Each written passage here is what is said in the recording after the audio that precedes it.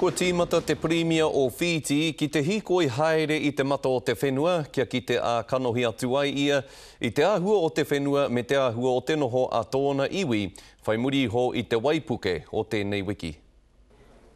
Mo te Premier o tēnei mautere, he titiro noa ki te mahere o te whenua. Ko te kore hiko, kore kai, kore kāinga, kore pararerenga, ko te hauora o te iwi, te takenui. They can get sick just from smelling the smell of mud.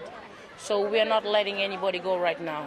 Ko te takenui nei, ko te whāngai i te marea, kei te nākau nui hoki te maha, ki te ngangā, ki te whakaki i nā kōhua a nā ringa wera ki te kai.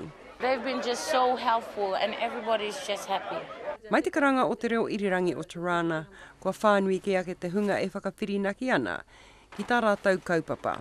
Mai te karanga a tētahi atu no irirangi Hindi, he whā te kaumā 5,000 tāra i tā kohahia i roto i te toru te kaumā ono haura. I nai nei kua huri ke te kei o te waka o tāwhiri mātea ki te hamahama i te tairawhiti. I kōta tāke nei ko Rotimata ki a Nori Parata, ko te tino maharahara mo te wā kāinga, kua eke ke te awa o uapa ki te taumata o ona tahataha. Te taipari i te whākaraka, te rāpea ka waipuke rawātu. Well, the worry is, of course, at the moment it seems to have peaked. We seem to be okay, but of course there's still more rain forecast for the area. And so we're already saturated from last week's rain. This rain, and if it continues, we will be in trouble. Ka noho tonu nā whakatūpato a te tari ārai mate whawhatitata ki a tahaere i runga i nā huarahi. Tini Molyneux, Te Karere.